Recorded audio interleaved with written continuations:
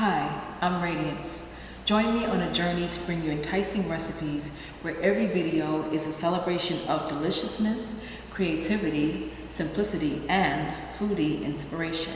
Okay, so here's another favorite of mine. You know, I have a lot of favorites, and usually what I'm sharing with you on this channel is something that I really enjoy. And so this is one of my favorite breakfast items. You can have it for brunch, heck, you can even have it for dinner. And it is my pumpkin waffles, yes. My plant-based, dairy-free pumpkin waffles. Now, you can make it for breakfast or something like a morning meal, or if you want to have a little maybe brunch / lunch dinner, you can pair it with chicken. I like to pair it with my version of chicken, which is my chicken fried mushrooms. You know, and I'll share that with you as well on this channel. So, first things first. I like to use a waffle iron for this. I use mini waffle irons. I already heated mine up. I plug them in. The lights have gone off. That means they're ready. Use whatever waffle iron you choose. Just know that if you're using a bigger waffle iron, sometimes sweet batters tend to stick a little bit, so make sure that they're well greased and well saturated. Keep spraying it in between every waffle. And also it may need to cook longer on the mini waffles. In my irons, I know that it only takes maybe a few minutes, anywhere from 2 to 3 minutes for it to be complete. And if you're making a bigger batch, which this will make, you can actually only partially cook it, freeze them, and then when you go to heat it up, you know, you're all set. All right, so here's what you're gonna need. You're gonna need some spelt flour, some cinnamon powder, some baking soda.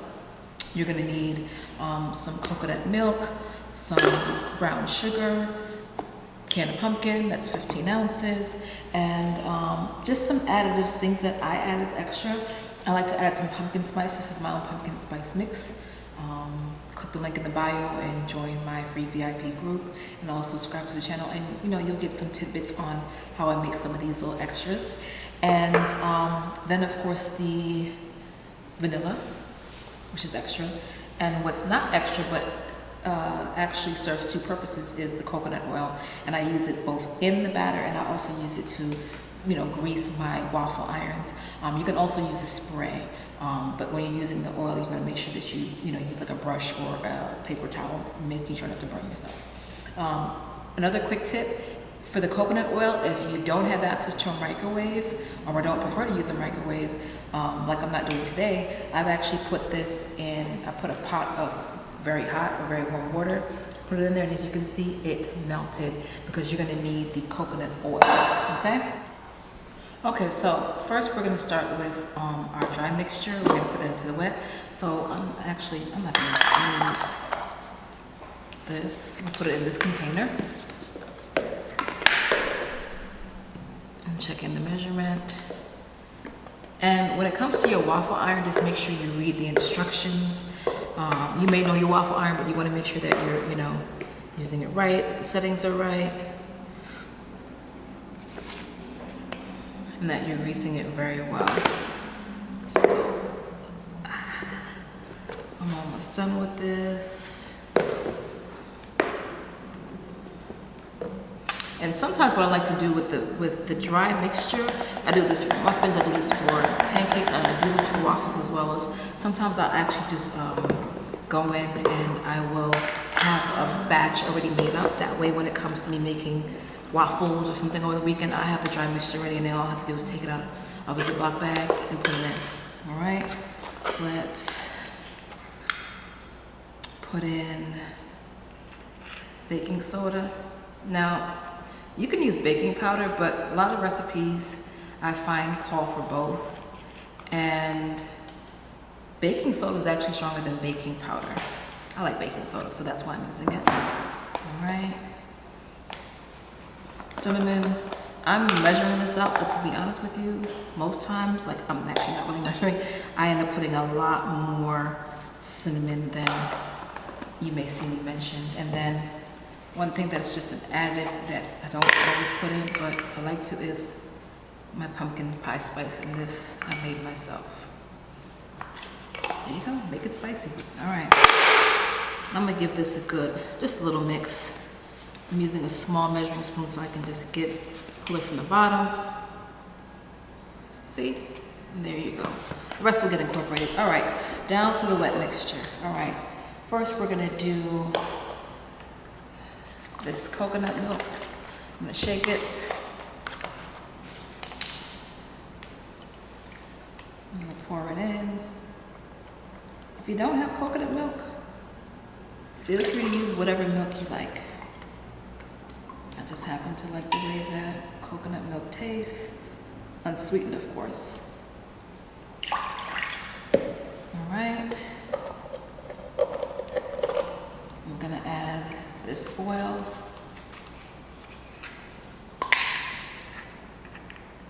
And this has not been opened yet, so I'm going to open it up.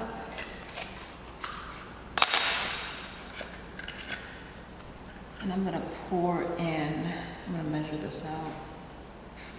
Now, I'm gonna have to poke this a little bit because, there we go. Some of the coconut was a little stiff, and that's because it was cold. You know when it's cold, when coconut oil gets solidified. All right, there we go. And while I'm at it, I'm gonna open up my waffle irons, and I'm going to sprinkle a little bit of this oil in here. And I'm gonna take a paper towel and I'm gonna rub this. I'm actually gonna take some of that oil on a paper towel. I can open up this container, take some of that oil, and rub it on my iron.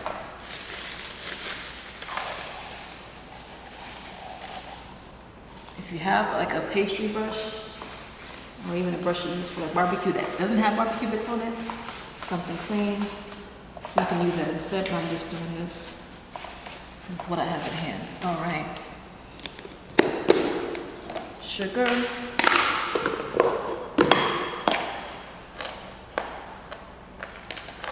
And you don't need a lot. Believe it or not, even though sugar is,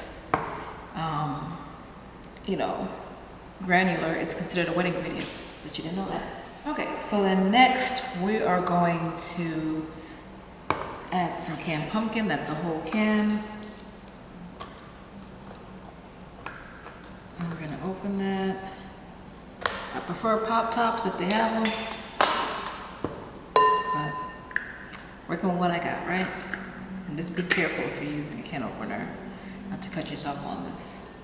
All right, and we're going to, well, take a little spatula and take the whole can and pour it in there, because sometimes it sticks a bit.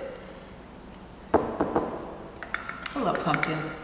I love it so much that I actually sometimes stock up and use it in recipes even outside of the winter / fall time, which is traditionally what it's used for.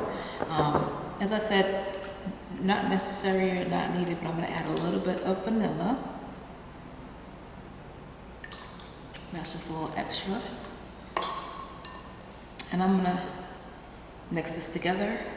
And part of the other reason why we use coconut oil in the batter is because it also helps to lubricate the batter. So it's a little easier for it to come out of the iron. So you just whisk that around. I hear my irons popping over here. That means they're hot and ready to go. All right. And I'm gonna take my dry mixture and I'm going to whisk a bit at a time. So I'm gonna mix it around. You don't wanna over mix it. You just wanna make sure that it's well incorporated. Make sure that there's no big bits of flour in there. But it can be some lumps, that's fine, because that'll cook out. All right, I'm gonna dump in maybe another third. I like to do this in thirds sometimes, so that's the second part of the batter. You can mix it a little bit from the center, incorporate it, and you can actually, if you want to move it a little faster, just move your bowl around. You know, pull your arm this way with your spatula or your spoon, while you're pulling your bowl to your left. All right. And I'm gonna add the rest of this batter.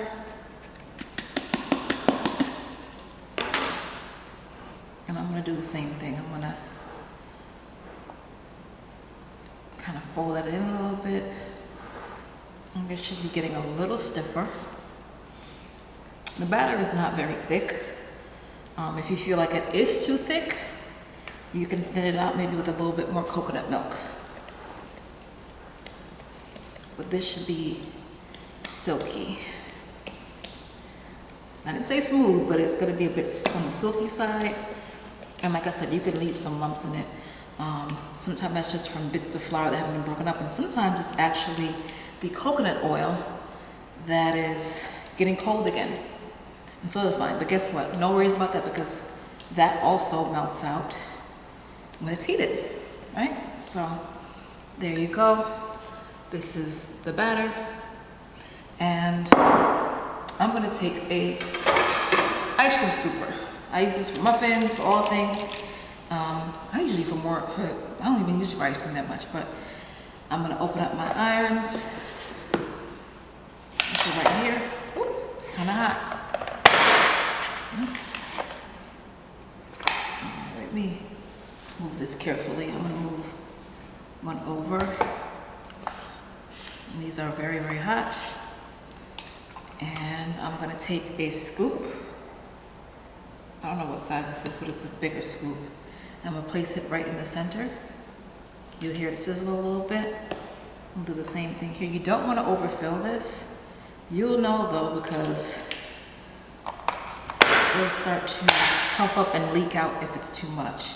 Now, I'm going to set a timer on my phone.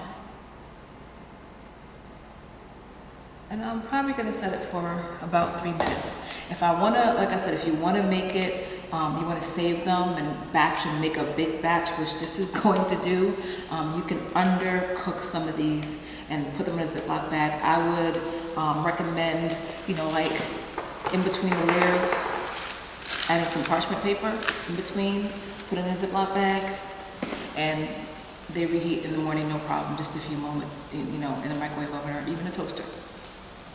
All right, so that's heating up and sizzling up, right? And this is almost done. I'm gonna move this out of the way.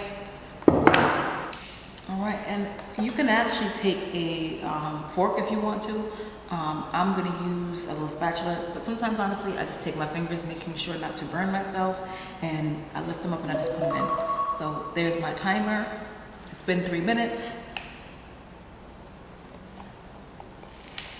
Wow, that looks amazing. Looks nice and golden brown. I'm actually going to show you. It's a little bit on the soft side, which is fine. But 1, 2. Let me show you what these two look like. Look at that. Nice and golden brown. Look at the steam coming from that. It's perfectly cooked. Ooh, a little hot, a little bit hot. And what I like to do is add that fruit on top. A little bit of strawberry, a little bit of blackberry. There you go. A little bit of fruit on top. And I'm actually just gonna taste it. I don't know where all my forks went to, but it's okay. See? Look at that steam. I'm gonna taste it. Oh, that's so good. I taste the pumpkin spice. It is a little soft on the inside, crunchy on the edges.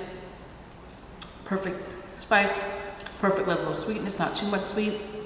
So you can add maple syrup, but I could eat just as I can't even talk. I can eat this just as is. Perfect. Amazing. Okay, so if you like this recipe, please try it out. But also, give me a like, give me a thumbs up. If you also enjoyed the recipe and you tried making this, please share it, comment. Let me know how it went. Let me know if you you know, maybe scale the recipe down some to make just a couple for yourself, or if you decide to make a bunch and reheated it, you know, so you can have it throughout your week, you know what I mean, or the weekend. And what did you pair with it? Let me know. And if you want more tips and tricks when it comes to making waffles and other good breakfast brunch items, please subscribe to the channel and also click the link below and join my free VIP group. So thank you once again for joining me. You have a wonderful day. I'm gonna go ahead and enjoy these, and see you next time. Bye.